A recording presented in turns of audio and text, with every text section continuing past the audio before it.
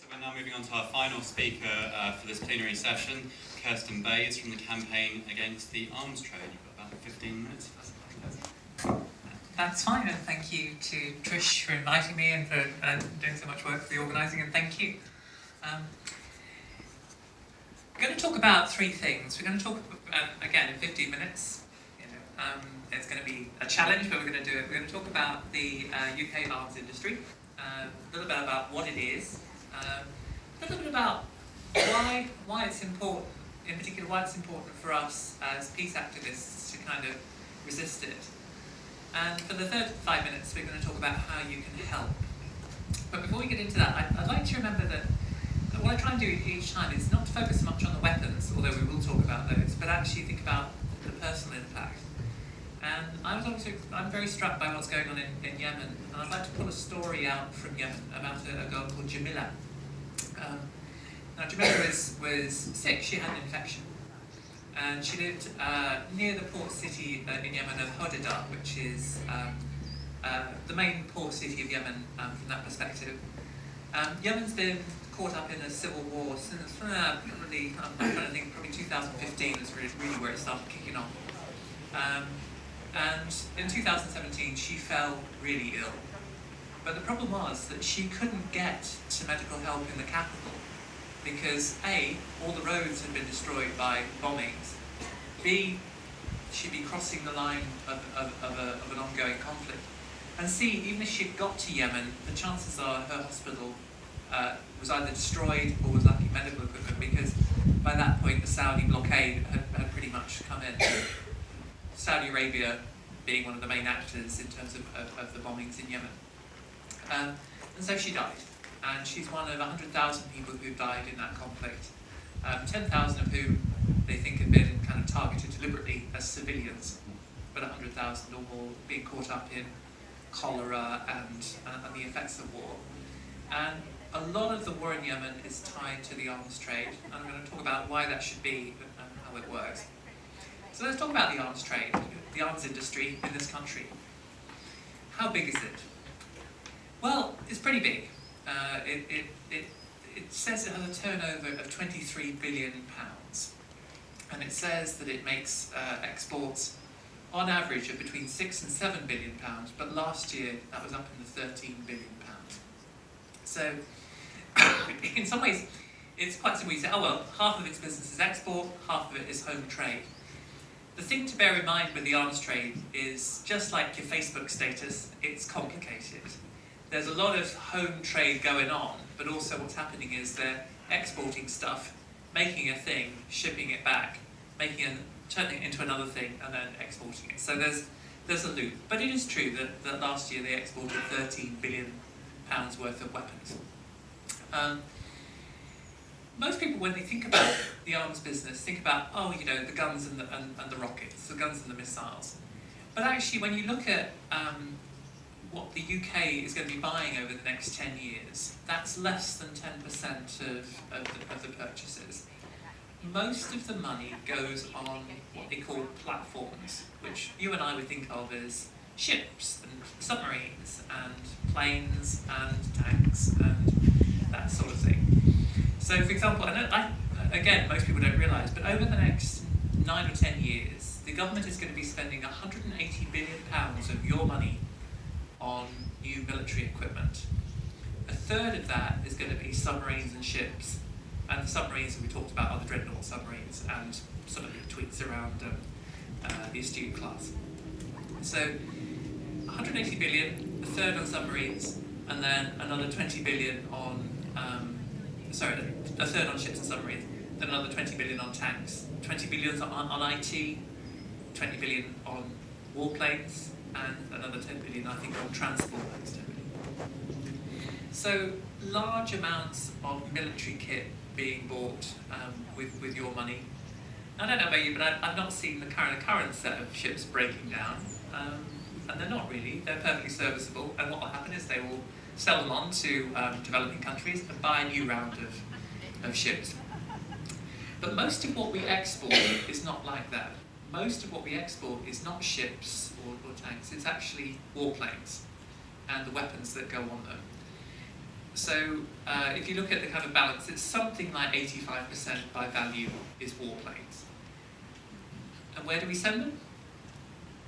I mean, if you think about the places of the world that could really use more warplanes and rockets to fire from them, the Middle East, you would think, would be the last place you'd want to be sending, but it turns out that's where we send them. So something like 2/3 of our exports go to the Middle East. So 90%, 85% of our stuff is exported as warplanes, and 2/3 of those go to the Middle East. And that's what killed Jamila. The fact is that we have, through this kind of period, been supplying Saudi Arabia with billions of pounds worth of weapons. We were checking the licenses just before I came out, and it's something like £5.3 billion worth of warplanes and bombs going to Saudi Arabia. They're the Eurofighter Typhoon, they're the Brimstone rockets or missiles that are made by a company called MBDA. Eurofighter is made by BAE Systems, and they're the kind of paveway bombs that are dropped from those things. And just to add good measure, we've also been selling a few of the old cruise missiles, the old Storm Shadow cruise missiles, which again are made by MBDA. So all of this kind of stuff made here in the UK, shipped out to Saudi Arabia, dropped on Yemen, killing small children. So that's who it is, and that's why it's important. But as they say on the older sort of selling channels, but there's more. Partly, weapons are really important, and weapon systems are really important because they're used in war. And currently, you have the Yemen example is an example where that's an ongoing kind of running sword in a global thing. But what's also true is these weapons are used to prop up some of the worst regimes. So I was looking at some of this stuff, and we've been selling weapons to Saudi Arabia, Bahrain, Egypt, Pakistan, Israel, hundreds of millions of pounds worth of weapons to these countries. And in the case of Bahrain, for example, Bahrain is so out of control that during the Arab Spring of, looking at it, it's 2013, Saudi Arabian tanks rolled in, were driven over the protesters. And not even in the figurative sense, they were driven through the protesters and over them, killing them. Bahrain, most recently, their embassy was raided by the Metropolitan Police because a demonstrator had got onto the roof and they were beating him so badly that the police were worried that they would kill the demonstrator. And just between you and me, they would have killed the demonstrator, or at least really seriously injured them. Egypt, again, has maybe dropped out of the news. Mass arrests, torture, the whole thing. Israel is again a continuing problem, as we know, the kind of the oppression of the Palestinian people. And Pakistan, again, a real flashpoint in terms of the thing. And one thing really Pakistan doesn't need is more weapons being shipped into a country where, hundreds of people die every month through kind of what they call low-level conflict. But I'm fairly sure that the people concerned don't consider it low-level. I'm fairly sure they consider it a real thing. So there's the war situation that you don't want to be involved in. There's supporting kind of dire regimes. But also, we need to understand this in the context of global justice. Most of the countries selling weapons are the rich countries. They're the 5 Security Council members plus Germany. Most of the people buying the weapons are developing countries. India is one of the biggest arms buyers, Saudi Arabia, the kind of developing countries of the world. It is a net wealth transfer from the world's poorest to the world's richest, and it's associated with massive corruption.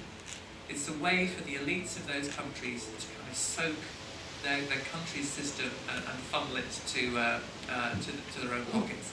Transparency International thinks that something like £20 billion a year of corrupt money comes out of defence spending. And as we've already seen, large chunks of defence spending, pretty much a real kind of significant amount of it associated with corruption, are arms deals. So if you want a world where repressive regimes are not supported, if you want a world where war can't be kind of driven by weapons, and if you want an uncorrupt world, then where the poor can actually keep the money that they earn and don't have bombs dropped on them, then resisting the arms trade is a really good thing. But there is still more, because, as we talked about, nuclear weapons are not made by people in the back, in the shed out the back. They're made by arms companies. So BAE Systems are building the Dreadnought submarines. They're powered by Rolls-Royce engines which are being developed up in Derby. You've got Lockheed Martin missiles that are undoubtedly going to have to be replaced, although who knows how much is that going to cost. You've got warheads. There's going to be a new warhead being developed down at AWE. That's the thing. We talked about them in Greenham Common and love them, and we talked about all of the stuff that's going on at AWE. They're going to be making new warheads fairly soon.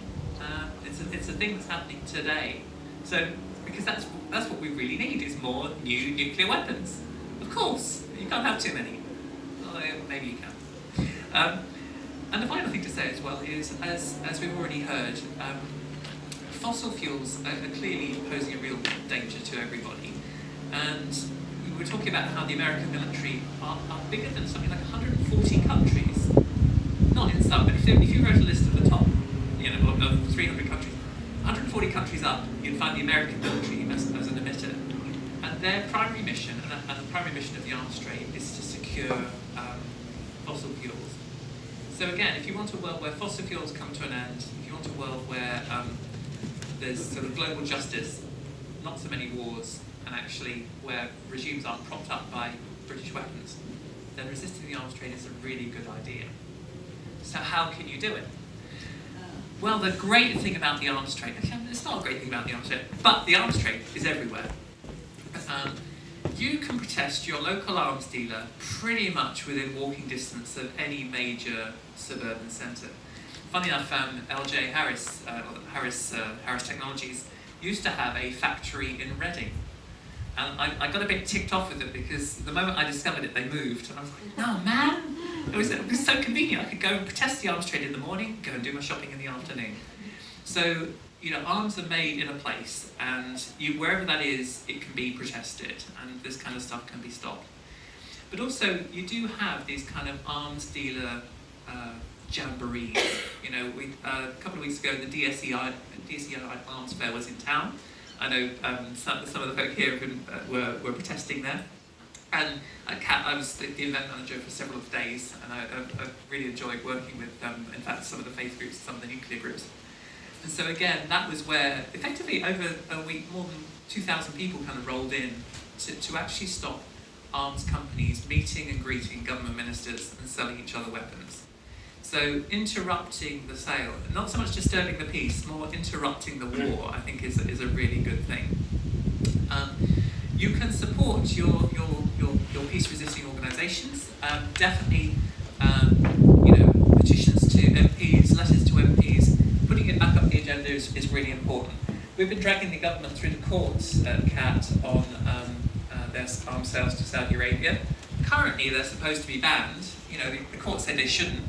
And yet, strangely, Saudi Arabia got invited to the arms fair, and also Liz Truss has been authorising arms sales to Saudi Arabia. So we're working on it, but where you're dealing with a kind of really lawless, kind of power-hungry government, I'm afraid that's part of the challenge. And I think the final thing to say is, in the end, we have to create alternatives to the arms trade. The arms trade is there to, if you like, funnel. It's that part of that kind of fossil fuels for cash, for weapons for cash loop. The Al Jamama deal, or the Al Jamama deal with Saudi Arabia is explicitly that, but actually it's a really common part of the structure. So I think what I would say is all the kind of work that's being done to create a non-fossil fuel economy, those kind of things that are really talking about security, real security for people, not kind of this pretend security of being surrounded by armed people dropping bombs everywhere. Nobody's made secure by that. Again, creating that kind of alternative and more secure and equal world is as important as sitting in front of the tanks. But you know what? If you fancy sitting in front of a tank, come up to me and I'll tell you where you can do it. Anyway, thank you.